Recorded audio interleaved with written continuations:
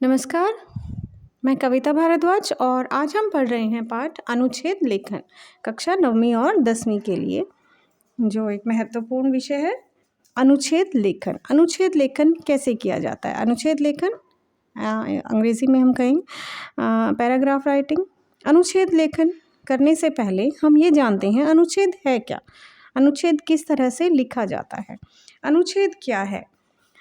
दिए गए विचार बिंदुओं के आधार पर जब आपको पेपर में जो अनुच्छेद लिखने के लिए दिया जाता है तो वहाँ उसके साथ साथ कुछ जो संकेत बिंदु भी दिए गए होते हैं, विचार बिंदु उनको कहा जाता है। उन्हीं के आधार पर आपको अनुच्छेद लिखना पड़ता है। तो दिए गए विचार बिंदुओं के आधार पर किसी विषय पर लिखे गए वाक्य समूह को अनुच्छेद कहते हैं। किसी एक विषय पर मतलब किसी एक विचार या भाव पर लिखा गया वाक्य समूह क्या कहलाता है?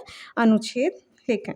तो अनुच्छेद जो है किसी एक विचार या भाव को लेकर लिखा जाता है और वाक्य समूह जो कहलाते हैं, लिखे गए वाक्य समूह जो है वो क्या कहलाता है? निबंध है।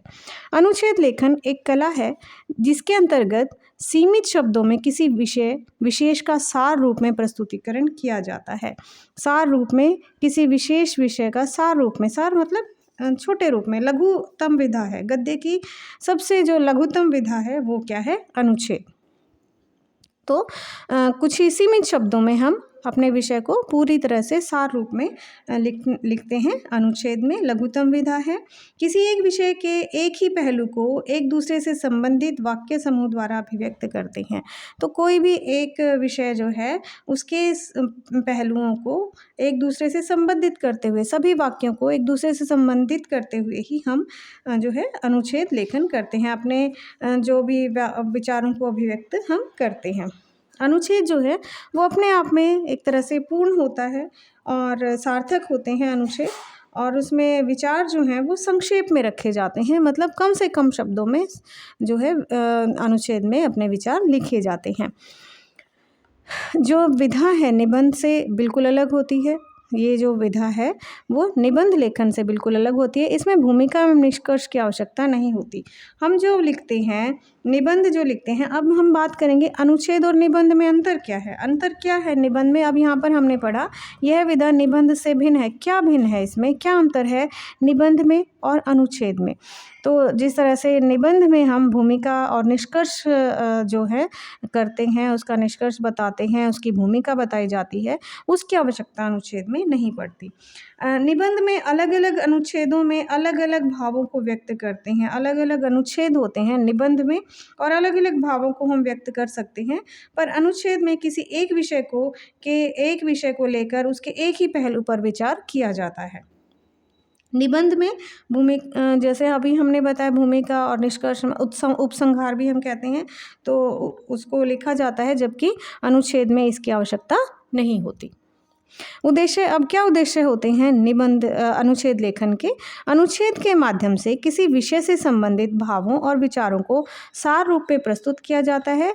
यह एक ऐसी कला है जिसके द्वारा किसी विषय को कम से कम शब्दों में भी पूर्णतया स्पष्ट किया जा सकता है। कम से कम शब्दों में किसी भी विषय को पूर्ण रूप से स्पष्ट किया जाता है।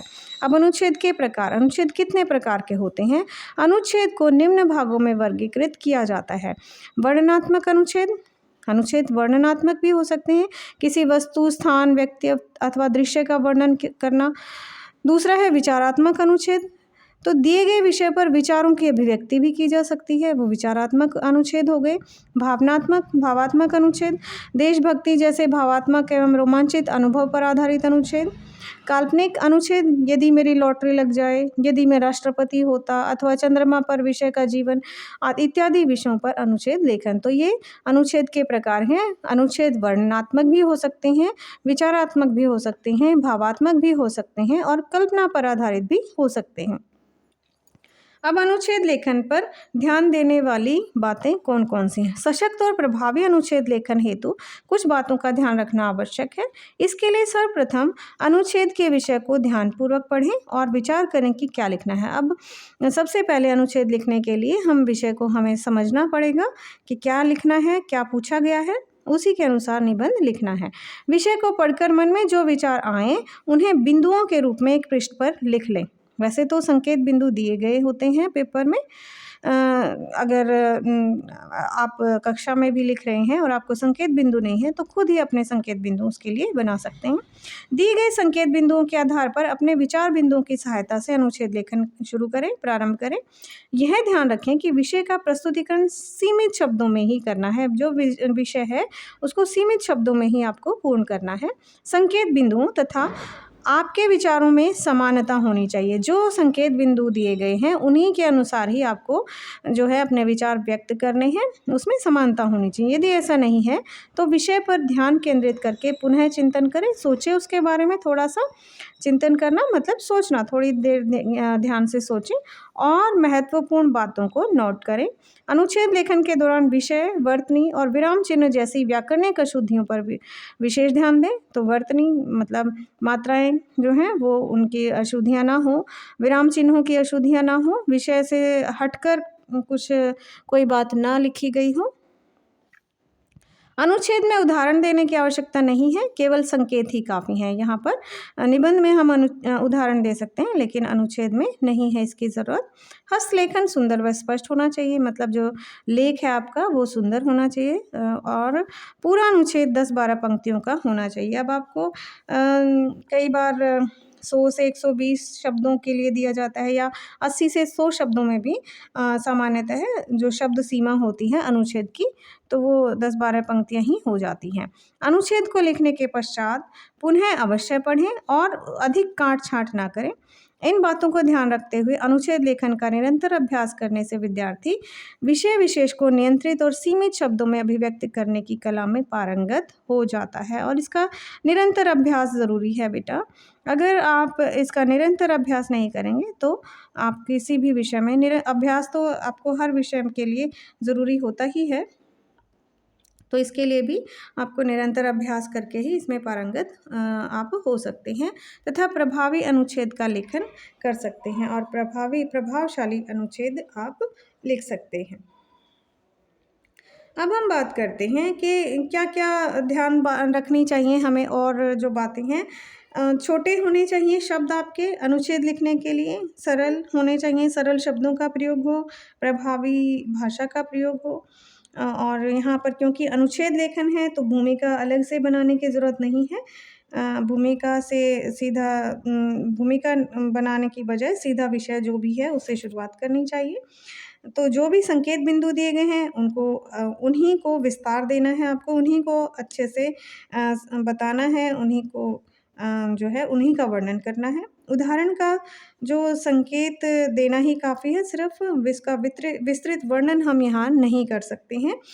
और किसी भी तरह की सूक्तियाँ या लोकोक्तियाँ का प्रयोग अगर इसमें नहीं किया जाता है क्योंकि कम से कम शब्दों में लिखा जाता है। विचार जो हैं इसमें एक दूसरे से बंधे होने चाहिए, क्रमबद्ध रूप में लिखे होने चाहिए।